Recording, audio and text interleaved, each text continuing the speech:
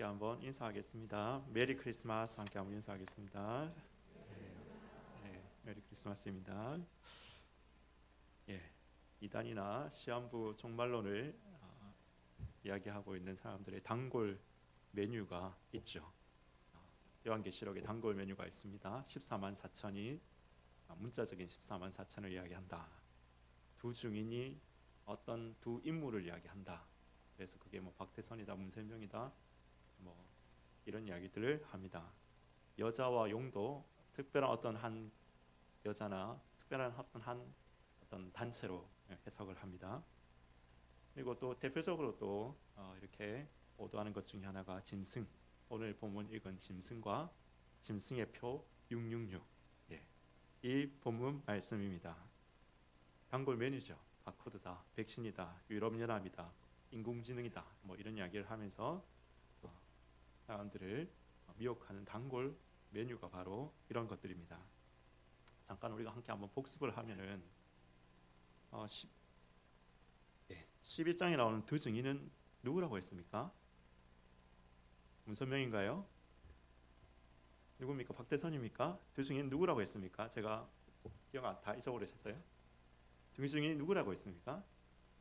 교회라고 그랬죠, 그죠? 교회 기억나십니까? 예, 교회라고 했습니다. 지난번에 그때 여자는 누구였습니까? 여자는 특별한 어떤 한 여자를 이야기하는 게 아니라 예수님을 낳고 예수님 낳은 외에도 계속해서 이 땅에 활동하면서 핍박받는 신구약 하나님의 백성의 공동체라고 이렇게 말씀을 드렸죠. 14만 4천은 뭡니까? 12 곱하기 12 곱하기 1000이다. 그래서 하나님의 10이라는 완전수를 통해서 하나님의 백성의 완전한 총합을 의미한다. 기억이 나시지요? 자, 이제 앞으로 좀 우리가 이단들의 이런 어떤 미혹에 제대로 좀 알고 대처를 해야겠습니다. 근데 오늘 이제 짐승과 짐승의 표 666, 예, 이것에 대해서도 우리가 이단적인 그리고 시한부 종말론적인 어떤 해석을 배격하고 건전한 해석이 좀 뭔지 우리가 좀 살펴보도록 하겠습니다. 먼저 오늘 말씀에 이제 바다에서 짐승이 등장합니다. 2절 말씀을 한번 보겠습니다. 이 짐승의 모양을 어떻게 표현을 하고 있느냐? 2절 말씀 보니까 내가 본 짐승은 표범과 비슷하고 그 발은 곰의 발 같고 그 입은 사자의 입 같은데 용이 자기의 능력과 보좌와 그 권세를 그에게 주었더라 라고 이렇게 말씀하고 있습니다. 여러분, 이 말씀을 해석을 하려면 이 계시록의 말씀이 인용하고 있는 다니엘서의 말씀을 잘 이해를 먼저 해야 됩니다. 이 짐승 이미지가 인용하고 있는 다니엘서 7장 2절에서 7절 말씀이 있습니다. 한번 띄워주시겠습니까? 제가 좀 길어서 제가 한번 혼자 읽어보겠습니다. 다니엘서 2장 2절에서 7절.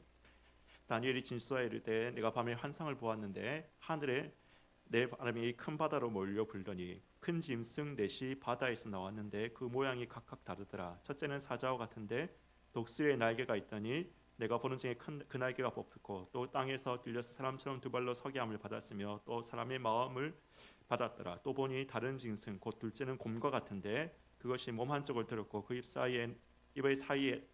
사이에는 새 갈빗대가 물렸는데 그것에게 말하는 자들이 있어 이르기를 일어나서 많은 고기를 먹으라 하더라. 또 내가 본즉 다른 짐승 곧 표범과 같은 것이 있는데 그 등에는 새 날개 넷이 있고 그 짐승에게 또 머리 넷이 있으며 권세를 받았더라. 내가 밤 환상 가운데 그 다음에 본 넷째 짐승은 무섭고 놀라우며 또 매우 강하며 새로 된 큰 이가 있어서 먹고 부서뜨리며 그 나머지를 발로 밟았으며 이 짐승의 전의 모든 짐승과 다르고 10뿔이 있더라. 여러분, 다니엘서에서 이야기하고 있는 이 네 짐승은 뭘 이야기를 하는 건가에 대해서 대부분의 학자들이 동의합니다. 이 네 짐승은 다니엘 이후로 나타나는 거대한 네 개의 세계 제국을 이야기하고 있습니다. 첫 번째 짐승은 바벨론, 사자와 같은 독수리가 날개 있는 것은 바벨론입니다. 두 번째 짐승 곰은 메데 바사 제국입니다. 세 번째 짐승 표범과 같아서 새 날개 넷이 있고 머리에 넷을 가진 머리 넷이 있는 권세를 받았다 하는 이 표범은 헬라 제국입니다. 헬라 제국이라 하면 알렉산더 아시죠? 알렉산더 제국을 이야기하는 것입니다. 그래서 알렉산더가 죽고 난 다음에 실제로 나라가 4개로 이렇게 나눠지지 않습니까? 그걸 그대로 이야기를 하고 있는 것입니다. 마지막 그럼 4번째 짐승은 누굴까요? 뭘까요? 어느 제국일까요? 로마죠. 예, 로마 제국을 이야기하고 있습니다. 여기에 대해서는 해석에 거의 이론이 없습니다. 다른 생각이 없습니다. 다니엘에서 본문 말씀은 이 다니엘 이후로 나타나는 4개의 큰 세계 제국을 이야기하고 있다. 그것은 다니엘에서 보면 실제로 그렇게 이야기하고 있습니다. 다니엘 7장 17절 한번 띄워주시기 바랍니다. 예, 우리 같이 한번 읽어볼까요? 시작. 이 4큰 짐승은 세상에 일어날 내 왕이라. 그렇죠? 왕인 앞으로 일어날 내 왕이라라고 이렇게 이야기하고 있죠. 그러니까 이 왕이라는 건 한 사람 왕만을 이야기하는 게 아니라 왕국 자체를 전체를 이야기하는 겁니다. 왕으로 대표되는 왕국 전체 세계 제국을 이야기하고 있습니다. 바벨론, 메데바사, 알렉산더의 헬라 제국, 로마, 우리 세계사에 대한 약간의 지식이 있으면 이 제국들이 다니엘이 활동했던 바벨론 이래로 고대 근동과 지중해를 지배했던 실제 세계의 제국들이다. 그리고 동시에 구약 하나님의 백성들을 핍박했던 그러한 제국들이다라는 것을 우리가 알 수 있습니다. 그러면 다니엘서를 인용하고 있는 이 오늘 요한계시록의 짐승, 용이 그 보좌에 권세를 주어서 하나님을 핍박하게 만든, 하나님의 백성을 핍박하게 만드는 그 이미지도 비슷하죠. 표범, 곰, 사자. 다니엘서 이미지 그대로 가지고 왔죠. 그러면 여러분 이 짐승도 뭘 이야기하겠습니까? 세상에 나타나는 제국을 이야기하고 있는 거다. 제국을 이야기하고 있는 것입니다. 이 짐승도 세상에 나타나는 제국. 특히 용이 그 보좌와 권세를 주어서 하나님의 백성을 핍박하게 만드는 악의 제국을 이야기하고 있다는 것입니다. 한 개의 나라일 수도 있지만 뿔이 10이요 머리가 7이라는 표현을 보아서 바벨론이나 헬라, 로마와 같이 여러 민족과 나라를 다스리는 제국의 형태를 띠는 악의 제국이라는 것입니다. 이 짐승이. 자, 그러면 사탄이 제국에게 권세를 주고 가지고 이 제국이 하나님의 백성을 핍박하는데요. 여러분 이 제국은 어떤 제국을 이야기할까요? 계시록에 이야기하는 이 제국은 어떤 제국을 이야기하고 있을까요? 1차적으로는 요한이 계시록을 쓸 당시에 황제 숭배를 강요하면서 교회를 핍박하고 있던 제국이었던 어느 제국일까요? 이 제국은 그렇죠. 로마 제국입니다. 로마 제국이죠. 로마의 기독교에 대한 이 잔혹한 핍박의 이면에는 그러니까 계시록은 뭘 이야기하고 있습니까? 로마가 기독교인들을 잔혹하게 핍박하고 있는데 여러분 그 이면에는 뭐가 있다고 이야기하고 있는 겁니까? 그에게 권세를 준 용.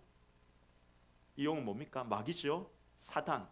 마귀 사탄이 배후에 있다는 것을 말하고 있는 것입니다. 그런데 여러분 우리가 여기서 생각해 볼 것이 있습니다. 5절 말씀을 한번 보시기 바랍니다.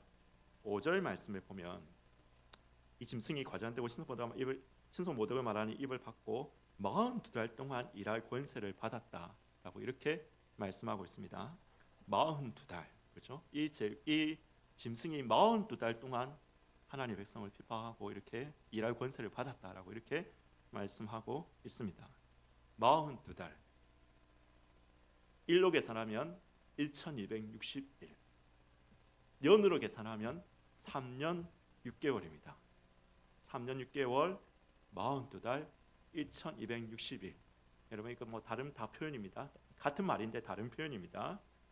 근데 여러분 이 기간이 어떤 기간입니까? 이 42달이 3년 6개월이 한때와 두때와 반때가 1260일이 어떤 기간을 이야기하고 있는 겁니까? 시한부 종말론자들은 이 기간을 이렇게 해석합니다. 예수님의 공중 재림 후에 우리가 7년 동안 공중에서 혼인 잔치를 하고 있을 때 그 7년의 절반 기간 동안 3년 6개월이죠. 그러니까죠. 7년의 절반 기간 동안에 해당하는 문자 그대로의 3년 6개월이다.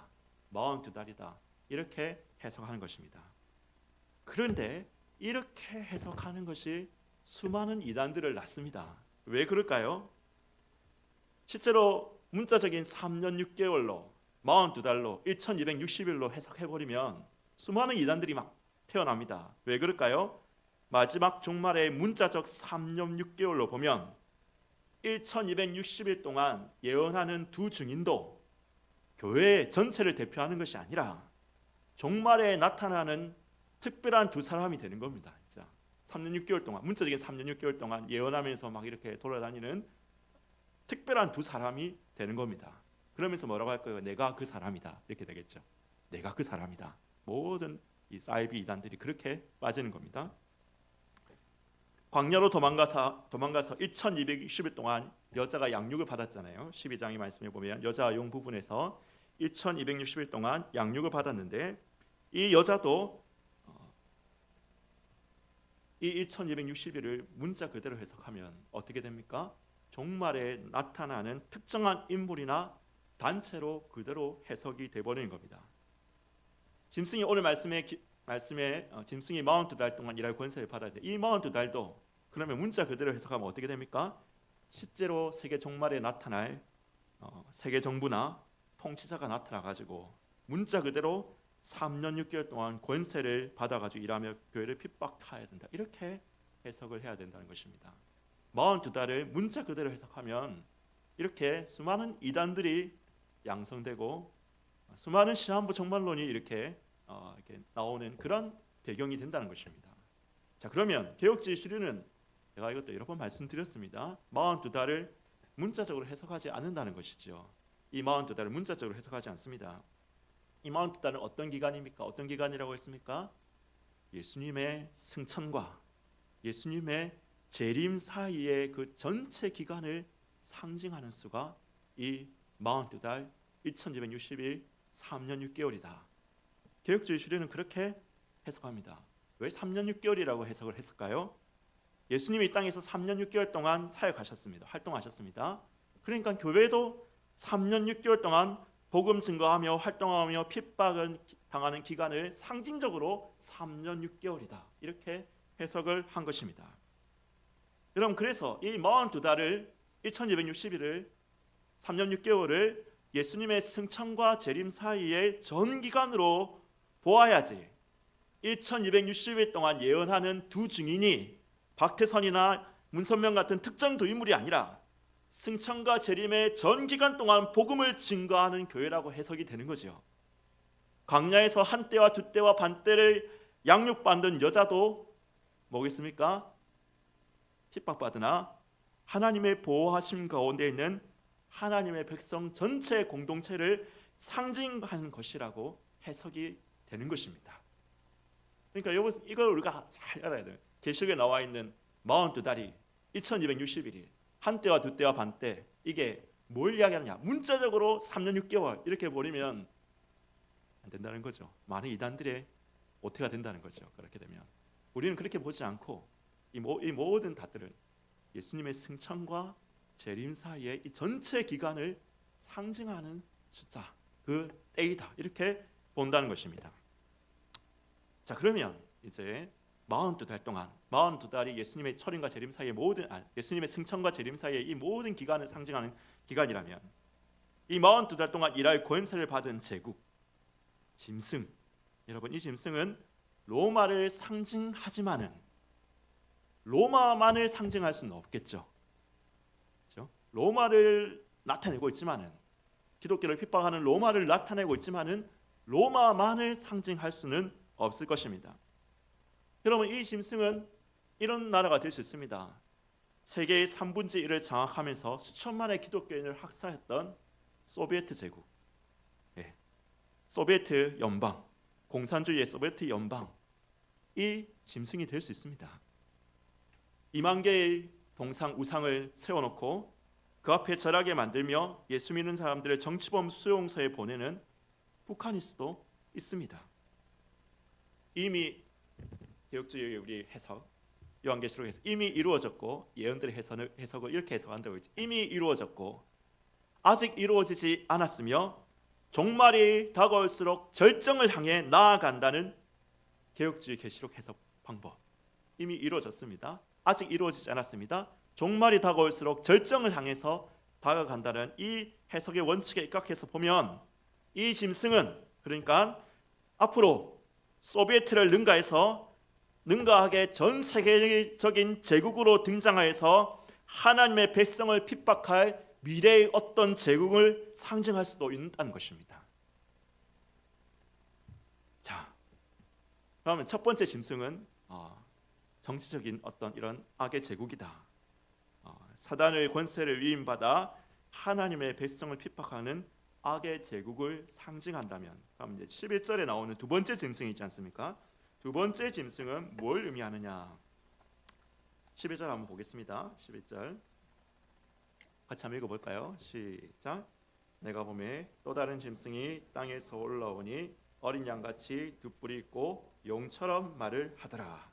예, 어린 양같이, 그렇죠? 양처럼, 어린 양과 같이 두 뿔이 있고 용처럼 말을 한다라고 이 두 번째 짐승을 설명하고 있습니다. 표현하고 있습니다.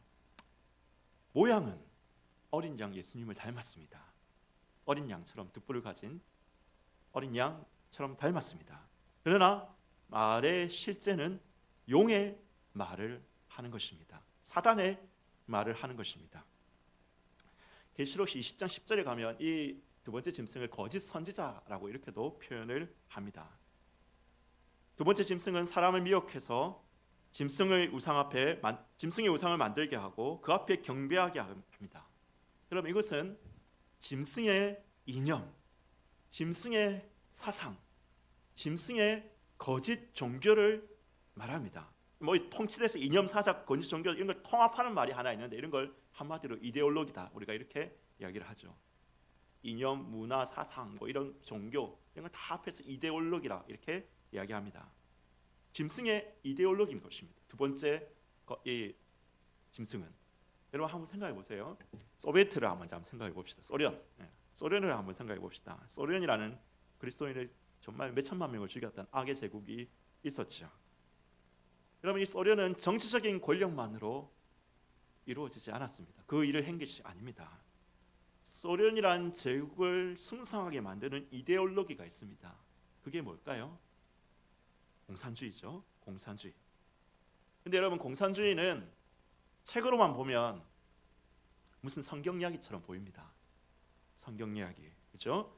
모든 이가 재산을 사유하지 않고 공평하게 나누자라는 이 사상은 마치 사도행전에 성령 받은 교회가 제 것을 물건을 조금이라도 제 것이라 하는 사람이 없이 재산을 팔아서 가난한 자들과 나누었게 했던 그 역사, 성경의 기록을 생각나게 합니다. 양의 모양을 가진 것입니다. 양의 모양을 가지고 있죠. 비슷하죠. 예수님을 흉내냅니다. 그러나 실체는 용의 말을 합니다. 성경은 그 재산 나눔이 성령을 받은 사람들이 자발적인 사랑과 헌신으로 이루게 하는 것이지요. 그러나 공산주의는 어떻게 합니까? 이 재산 나눔이 지주, 자본가, 유상계급, 종교인 이런 사람들을 죽여서 숙청하고 포로 수용소로 보내어가지고 피해 혁명을 통해서 이것을 이루자라고 이야기합니다. 어린 양을 닮은 것 같으나 실체로 들어가면 용의 말을 하고 있는 자입니다. 바로 두 번째 짐승, 첫 짐승의 이데올로기입니다. 북한을 생각해 보십시오. 북한의 나라는 김정은을 대표로 되는 정치 권력이 있지만은 그래서 용으로부터 권세를 받아서 수많은 기독교인들을 수용소로 보내는, 정치범 수용소로 보내는 그러한 권력이 있지만은 여러분, 그 나라를 떠받들고 있는 이데올로기가 있지 않습니까? 이데올로기 뭐죠? 주체사상입니다. 주체사상이죠. 사람이 주체사상을 뭐 우리가 잘 모르지만은 뭐 한마디로 사람이 운명의 주인이고 사람이 존중받는 세상을 만들자, 이게 주체사상의 핵심 모토라고 할 수 있습니다. 그런데 말은 좋죠. 양의 모습을 가지고 있습니다. 사람이 대접받는 세상, 존중받는 세상, 돈이 아니라 사람이 대접받는 세상을 만들자, 양의 모습을 가지고 있습니다.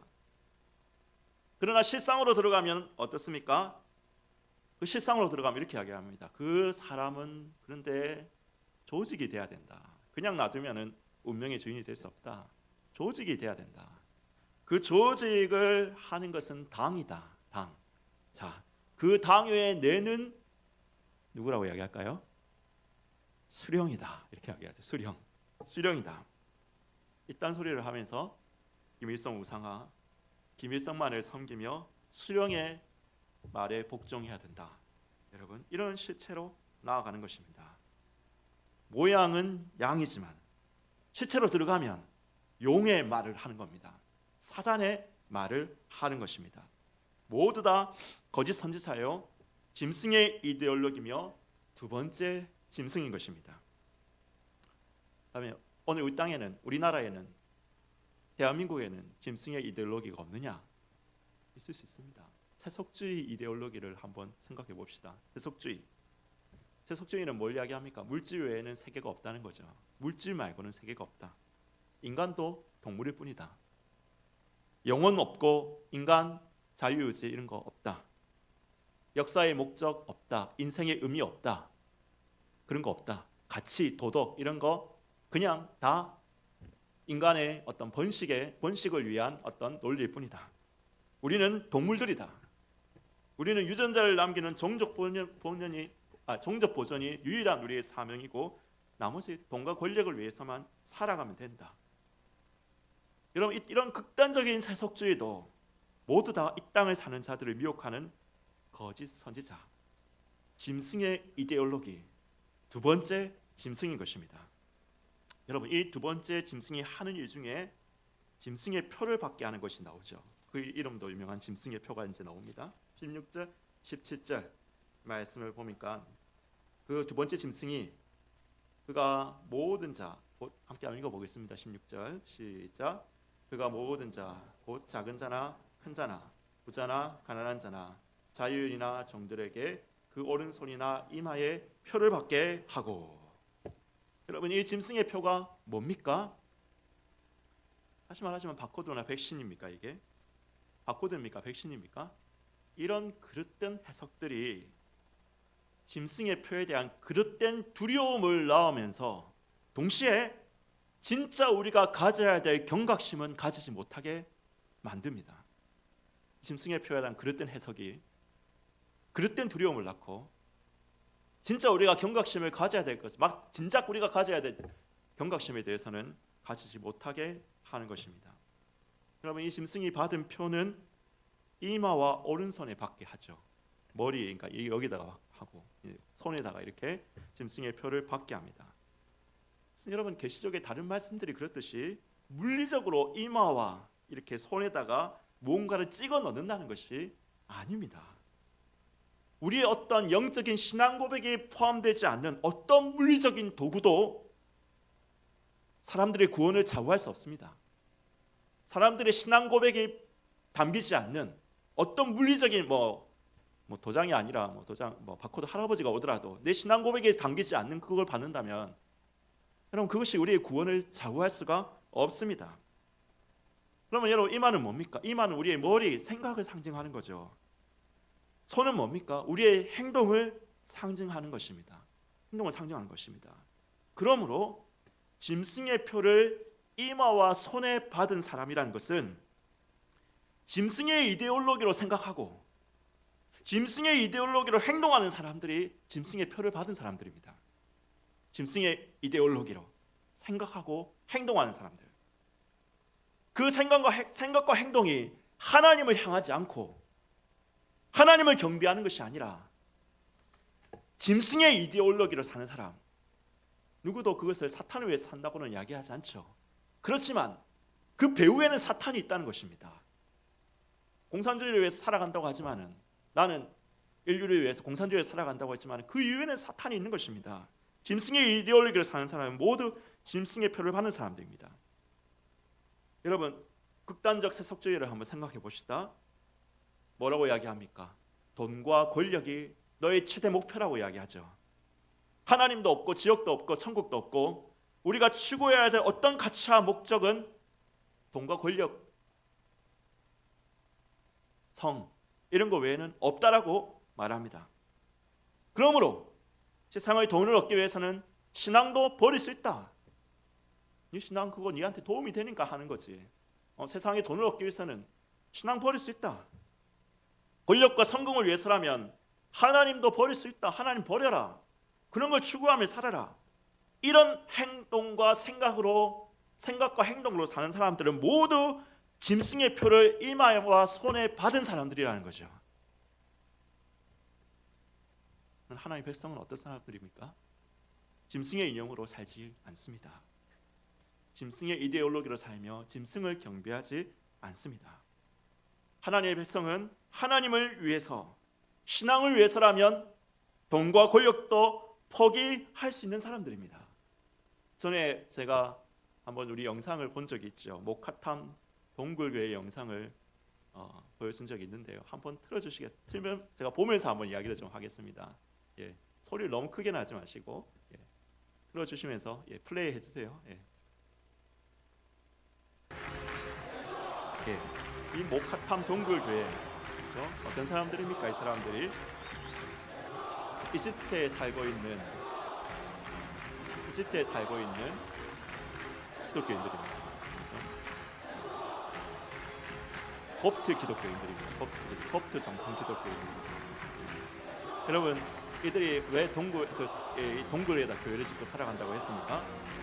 이집트 이슬람 당국자들이 이야기했죠. 너희들 신앙을 지킬래 아니면 쓰레기 치우면서 살래? 근데 이들은 뭘 결단했다 했습니까? 쓰레기 치우면서 살겠다. 우리는 신앙을 지키면서 쓰레기 치우면서 살겠다. 우리가 신앙 버리고 사는 것보다 쓰레기 치우면서 신앙 지키면서 살겠다. 그래서 이집트 카이로에서 쓰레기 치우면서 살아갑니다. 거기서 건물을 제대로 지을 수 없으니까 동굴을 파가지고 이렇게 예배 드리고 지금 예수님 이렇게 부르는 거죠. 나는 신앙을 지키겠다. 여러분 말합니다. 여러분, 이 중에 어떤 한 여학생이 있는데, 여학생은 이집트 수능에서 만점을 받았습니다. 어느 대학이라도 다 갈 수 있죠. 그렇지만 이슬람을 믿지 않으면 대학에 들어갈 수 없다라고 대학들이 거부했습니다. 여러분, 뭘 선택했을까요? 나는 예수 믿겠다. 나는 신앙을 버리지 않고 예수 믿고 대학을 포기하겠다. 여러분, 그렇게 했습니다. 여러분, 믿음을 버리고 수능 1등 할래? 하셔도 됩니다. 믿음을 버리고 수능 1등 할래? 아니면 믿음을 가지고 쓰레기 치우며 살래? 믿음을 가지고 쓰레기 치우며 살래? 아니면 믿음 버리고 수능 1등하고 이집트에서 제일 좋은 대학 들어가서 살래? 여러분, 그 질문 앞에 나는 믿음을 가지고 쓰레기 치우면서 살겠다고 말할 수 있는 자가 어린 양 생명책에 그 이름이 기록된 그리스도인이라는 것입니다. 물론 여러분, 믿음을 가지고 수능 1등 할 수도 있습니다. 믿음을 가지고 성공할 수도 있습니다. 그러나 마귀가 활동하고 짐승이 42달 동안 권세를 받아 일하는 세상은 우리가 신앙을 위해 아무런 희생과 고난을 감수하지 않아도 되는 그런 아름다운 천국만을 우리에게 펼쳐 보이지 않죠.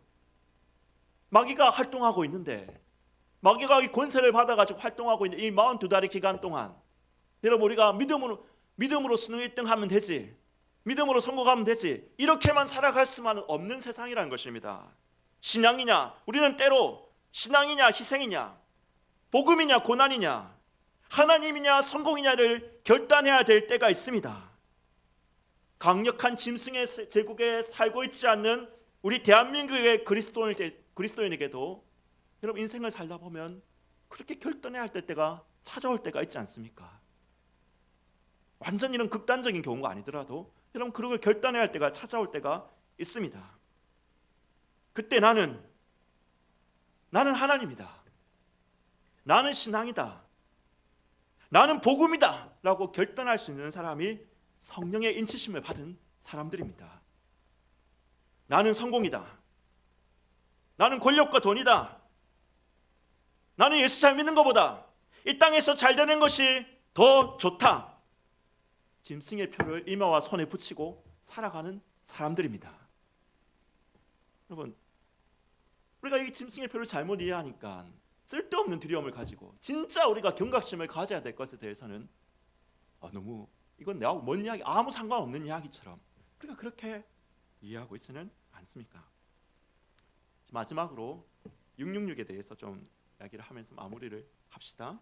666 논란이 많죠.